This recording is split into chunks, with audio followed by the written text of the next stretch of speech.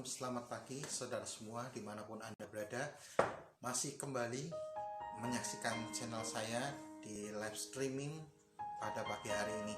Saudara terkasih, pada pagi hari ini saya ingin memberikan renungan pagi di mana kita harus mengarahkan diri kita, hidup kita kepada siapa? Kepada Tuhan. Hidup tanpa tujuan akan menjadi sia-sia. Semua usaha kita selama menjalani hidup akan berakhir dengan kekecewaan, kehampaan, kelelahan, dan rasa frustasi, bahkan sampai kepahitan. Tujuan merupakan aspek penting yang membuat hidup menjadi bermakna dan berarti. Kita buka di Filipi 3 ayat 1-16. Saudara bisa membacanya sendiri di Filipi 3 ayat 1-16. Tujuan kita sebagai orang percaya sudah ditetapkan oleh Allah, yaitu kebangkitan dan hidup kekal bersamanya di surga. Oleh karena itulah Paulus tidak lagi membanggakan keadaan lahiriahnya di luar Kristus. Sejak ia menerima Yesus sebagai juru selamat, arah tujuan hidupnya berubah secara radikal. Sebelumnya tujuannya adalah mencari kehebatan dan kemegahan diri, sehingga ia tega menganiaya orang-orang yang percaya kepada Yesus. Namun setelah berjumpa dengan Yesus, ia hanya ingin mengejar kebenaran dalam Kristus. Saudara terkasih di dalam Tuhan, untuk itu ia rela menanggalkan segala masa lalunya yang gemilang, lalu mengarahkan pandangan secara total untuk mengenal Yesus. Totalitas tersebut mengarahkan seluruh jiwa dan raganya agar ia menjadi sama seperti Kristus, serta meraih mahkota kemenangan di dalam Allah. Ia bersungguh-sungguh bekerja keras dan penuh keberanian untuk mengejar ini. Ia berserah penuh kepada Tuhan agar memampukannya. Tentu saja ini tidak mudah karena nyawa adalah taruhannya. Banyak orang hanya mengarahkan hidupnya pada kesuksesan dan ketenaran duniawi belaka. Mereka mengejar hal itu semua dengan totalitas. Ironisnya, lebih banyak lagi orang yang malah tidak mempunyai tujuan dan arah hidup yang jelas. Mereka seperti tidak sadar, bahkan tidak peduli terhadap itu semua. Kehidupan dijalani begitu saja, sehingga mereka tidak mengarahkan hidupnya pada apa yang kekal dan panggilan surgawi sampai ajal menjemput. Saudara terkasih di dalam Tuhan, marilah kita mengarahkan pandangan kepada Tuhan yang menyediakan hidup kekal sehingga kita dapat bermegah dalam Kristus Yesus. Dengan hidup yang baru, tujuan kita adalah pengenalan diri akan Tuhan dan hidup yang kekal bersama Allah. Kita mesti mengarahkan hidup kepada Allah. Saudara terkasih di dalam Tuhan, pada pagi hari ini, renungan yang sangat luar biasa ini, kita mengarahkan hidup kita kepada Tuhan. Karena apa? Seseorang dengan hidup di dunia dengan kemampuan kekuatan sendiri itu pasti hasilnya akan lelah, akan capek, akan frustasi, bahkan akan memiliki akar kepahitan. Ya, bahkan mungkin kecewa terhadap Tuhan. Tuhan, kok mengapa begini, mengapa begitu, hidupku kok seperti ini. Bahkan kalau kita tidak melepaskan pengampunan, kita memiliki kepahitan, yang dimana kepahitan itu segala sumber penyakit, ya kan? Kalau kita menyimpan sampah di dalam hati kita, yaitu kepahitan, maka disitulah sampah itu akan menjadi busuk dan akan menjadi penyakit, yang dimana penyakit kalau kita simpan itu akan mengakar seperti kanker. Dia akan mengakar. Disitulah.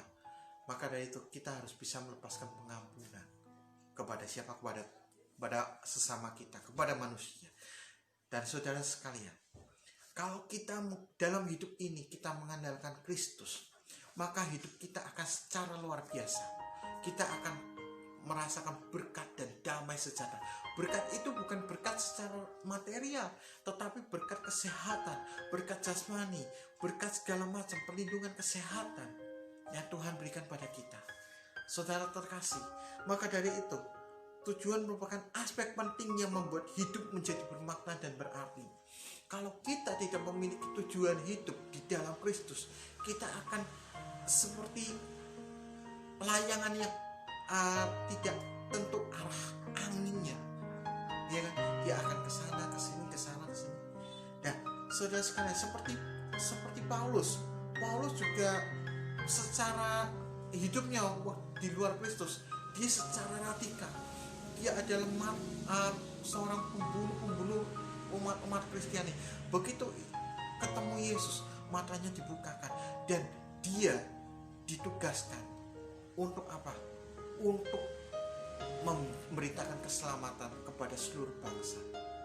Saudara terkasih di dalam Tuhan, ayo kita mulai hidup mengarahkan diri kepada siapa? Kepada Tuhan. Dari situlah kita akan merasakan damai sejahtera yang dari Tuhan secara luar biasa. Ya. Untuk itu Paulus rela menanggalkan segala masa lalunya yang gemilang, lalu mengarahkan pandangan secara total untuk mengenal Yesus. Saudara kasih, banyak orang sekarang di era sekarang berlomba-lomba untuk apa? Mencapai keinginan duniawinya, ya kan? Tidak dihina orang, biar dipandang orang, biar dihargain orang, bla bla segala macam.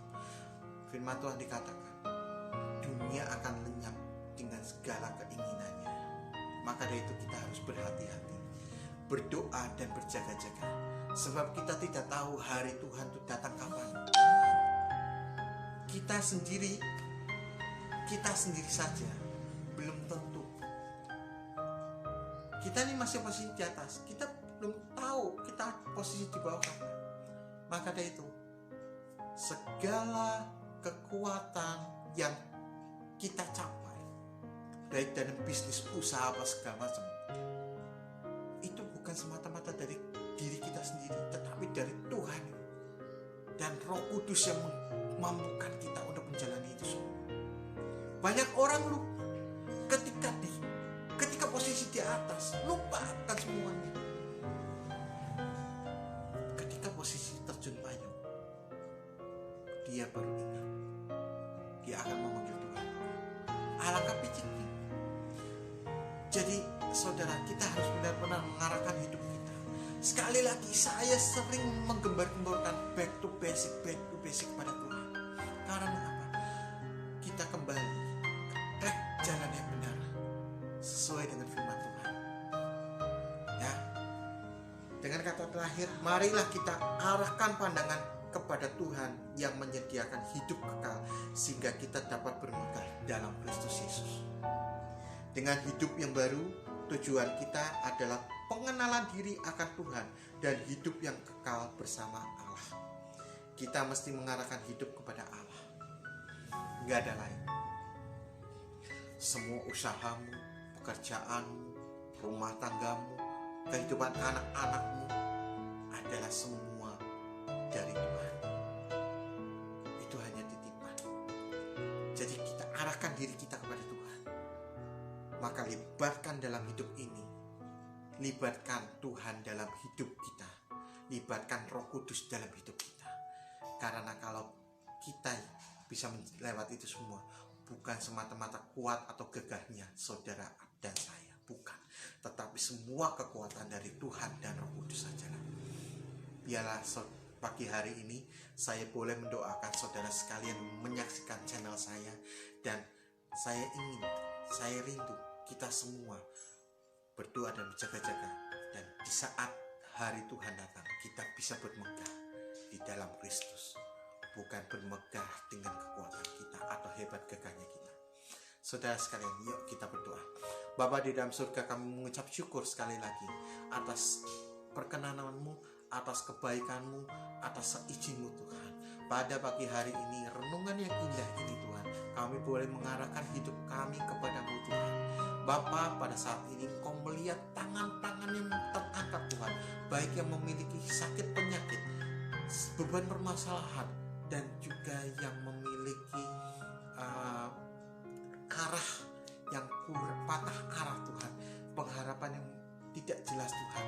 Bapa, pada saat ini kami berdoa di dalam nama Tuhan Yesus Kristus, segala sakit penyakit Tuhan, apapun yang dideritanya Tuhan, kami patahkan, kami hancurkan, kami usir, kami tolak segala roh-roh yang kurang berkenan di hadapan-Mu.